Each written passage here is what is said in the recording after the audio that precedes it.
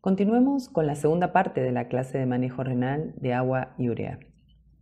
Además de los 4 elementos fundamentales que vimos en la primera parte de la clase, veamos que existen otros factores que pueden afectar la concentración o dilución de la orina. Uno de ellos es la longitud del asa de Henle y el porcentaje de nefronas de asa larga o yuxtamedulares. En los humanos, aproximadamente el 15% de las nefronas son yuxtamedulares, lo que permite concentrar la orina hasta un máximo de unos 1200 miliosmoles por litro. Sin embargo, existen especies, como el ratón del desierto, que tiene un 35% de nefronas con asas largas, lo que les permite concentrar mucho más la orina, alcanzando valores de hasta 5000 miliosmoles por litro. Otro factor que puede contribuir es la tasa de reabsorción de cloruro de sodio en el asa gruesa de Henle. Por ejemplo, ante un incremento del aporte de cloruro de sodio a la asa gruesa, como ocurre cuando aumenta el volumen de filtrado glomerular o ante una disminución de la reabsorción de cloruro de sodio en el túbulo proximal, aumentará la reabsorción de cloruro de sodio en este segmento del nefrón y se incrementará entonces el gradiente córtico-medular y por lo tanto la habilidad de concentrar la orina. Lo contrario ocurrirá si disminuye el aporte de cloruro de sodio. El contenido proteico de la dieta es otro elemento importante. Individuos con una dieta baja en proteínas tendrán un déficit de urea y por lo tanto disminuida la magnitud del gradiente córtico-medular, lo que lleva a reducir su capacidad máxima de concentrar la orina. Por el contrario, un alto contenido proteico en la dieta aumenta la capacidad de concentrar la orina. Veamos que la velocidad del flujo sanguíneo en la vasa recta también puede afectar. Una reducción del flujo sanguíneo a nivel de la vasa recta permitirá aumentar el tiempo de intercambio de solutos entre el intersticio y la sangre y así retener más solutos en la médula, incrementando la magnitud del gradiente medular y por lo tanto la capacidad de concentrar orina. Por el contrario, un aumento del flujo de sangre no permitirá este equilibrio entre la sangre y el intersticio, disminuyendo el gradiente y la capacidad de concentrar la orina, eso que llamamos lavado medular. ¿Se acuerdan? Por último, la velocidad del flujo luminal en el asa de Henle y túbulo colector también contribuyen. Un aumento del flujo luminal disminuye la reabsorción de cloruro de sodio y de urea, reduciendo la osmolaridad del intersticio medular y entonces la capacidad de concentrar la orina. Bueno, ahora sí podemos decir que abordamos todos los elementos necesarios para entender cómo actúan los riñones a fin de lograr el balance de agua de acuerdo a las necesidades del organismo. El paso siguiente será ver cómo evaluar si estas funciones se llevan a cabo correctamente. Paula, ¿investigaste cómo podemos cuantificar si los riñones tienen conservada su capacidad de concentrar o diluir la orina utilizando el clearance de agua libre? Sí, es un tema que me costó un montón entender, pero creo que me sirvió para reforzar mis conocimientos sobre los mecanismos de concentración de la orina. Como vimos en la primera parte de esta clase, independientemente de si la orina es concentrada o diluida, es necesario excretar una determinada cantidad de solutos, que para una dieta balanceada corresponden aproximadamente a 600 miliosmoles por día. Estos osmoles los podemos eliminar en un volumen muy grande o en un volumen muy pequeño. Por supuesto, estos son extremos y existen situaciones intermedias, entre ellas la de la orina isosmótica. Dado que la cantidad de osmoles es la misma en estas tres condiciones, la diferencia está en la cantidad de agua libre de solutos que contienen. Podríamos entonces transformar la orina iso en orina diluida agregándole agua libre de solutos y podríamos también transformar la orina iso en orina concentrada quitándole agua. Recordemos entonces dónde es que se forma el agua libre de solutos en el nefrón. Los riñones generan agua libre de solutos en la luz tubular cuando se reabsorben solutos, principalmente cloruro de sodio, en los segmentos impermeables al agua. El asa de Henle gruesa es el principal segmento diluyente y el segundo es el túbulo distal. En ausencia de hormona antidiurética, el agua libre de solutos no se reabsorberá y se excretará entonces una orina diluida. En presencia de hormona antidiurética, la permeabilidad al agua del túbulo colector es alta. Existe un gradiente osmótico entre la luz y el intersticio, por lo que el agua libre de solutos producida en el asa de Henle y en el túbulo distal se reabsorberá, eliminándose una orina concentrada. Veamos entonces cómo se puede calcular la cantidad de agua libre de soluto generada por los riñones cuando se excreta una orina diluida o la cantidad de agua libre de soluto removida para formar una orina concentrada. Como vimos recién, el volumen de la orina podemos pensarlo como constituido por dos fracciones. Un volumen necesario para disolver todos los solutos que debemos excretar, que sería el volumen de orina que tendríamos si la orina fuese isosmótica con el plasma, y un volumen de agua libre de soluto que se le agrega o se le quita a la orina iso para constituir una orina final diluida o concentrada. El componente de la orina iso lo podemos estimar a partir del clearance osmolar. El clearance osmolar representa un volumen de plasma que se depura de todos los osmoles en una cierta unidad de tiempo y se calcula como cualquier clearance. Será entonces igual a la osmolaridad urinaria multiplicado por el flujo urinario dividido la osmolaridad plasmática. En el caso que la orina sea isosmótica con el plasma, la osmolaridad de la orina será la misma que la del plasma. El clearance osmolar será entonces igual al flujo urinario.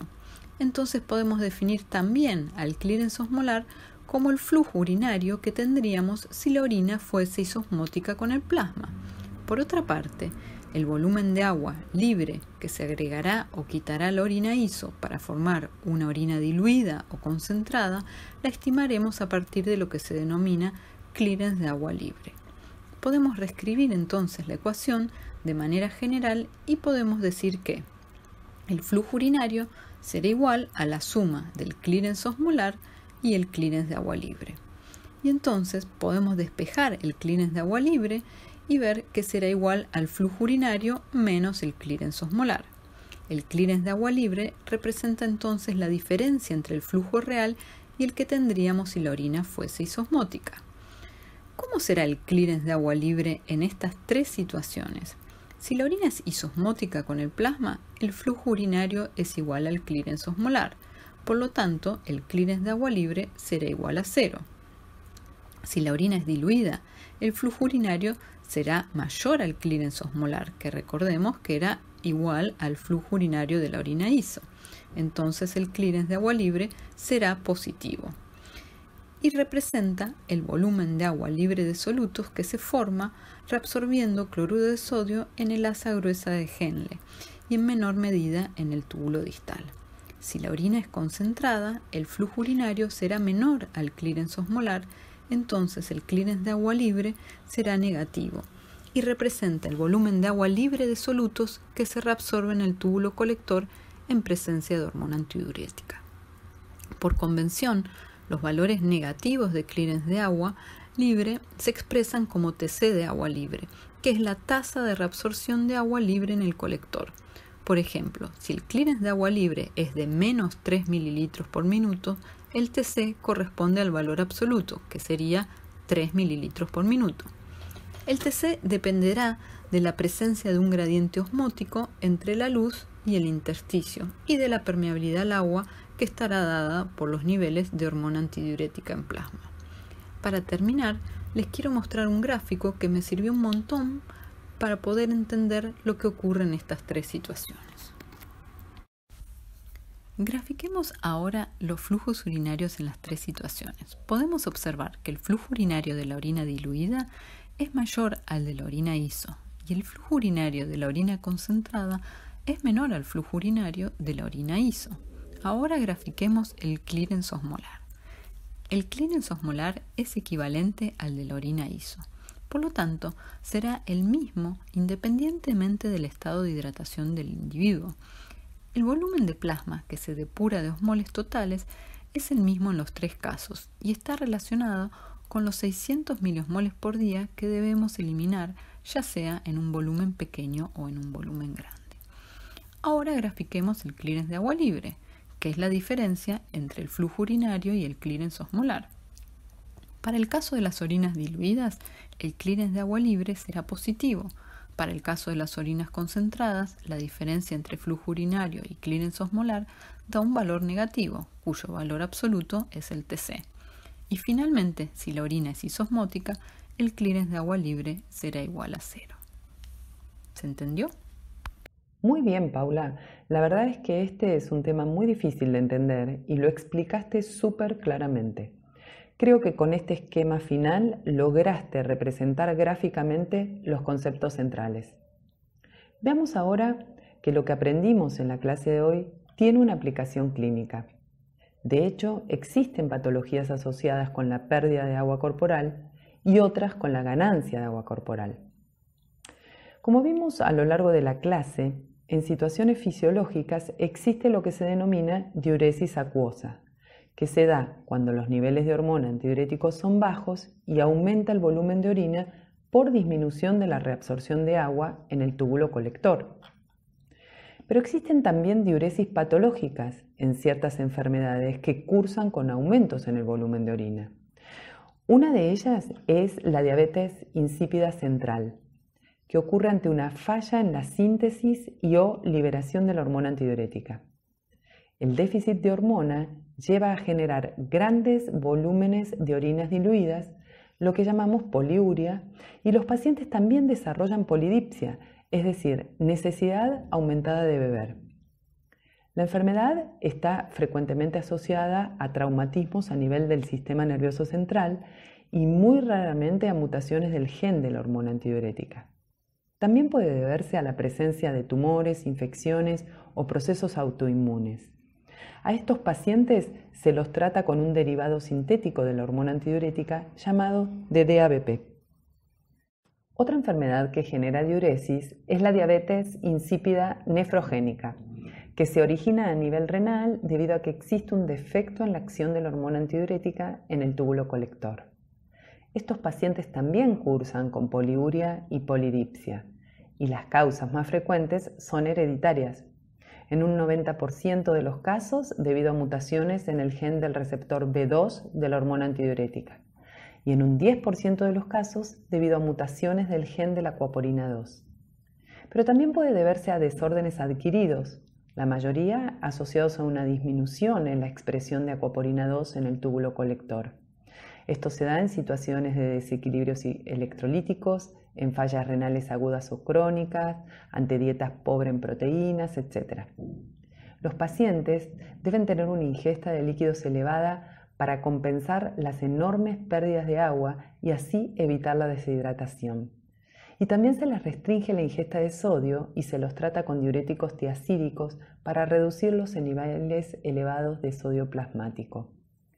Existe otra patología llamada polidipsia psicogénica, que es un desorden psiconeurótico que lleva al individuo a beber compulsivamente grandes volúmenes de agua, aunque sus riñones funcionen correctamente. En todos estos trastornos, los pacientes presentan poliuria, polidipsia y orinas diluidas. En el trabajo práctico de hoy van a hacer un ejercicio que les permitirá ver cómo hacer un diagnóstico diferencial.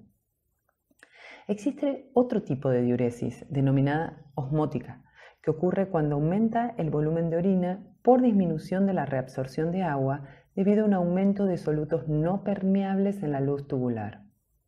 Esto se puede dar en muchos casos, entre ellos, por ejemplo, por acumulación de glucosa en la luz tubular en la diabetes mellitus no tratada. Veamos también que hay cuadros clínicos asociados con la ganancia de agua corporal. Una antidiuresis fisiológica ocurre durante el embarazo, donde están aumentados los niveles de hormona antidiurética, lo que lleva a la retención de líquido.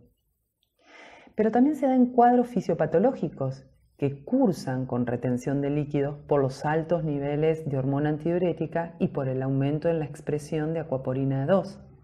Estos son, por ejemplo, el síndrome inapropiado de secreción de hormona antidiurética, la falla cardíaca congestiva y la cirrosis hepática.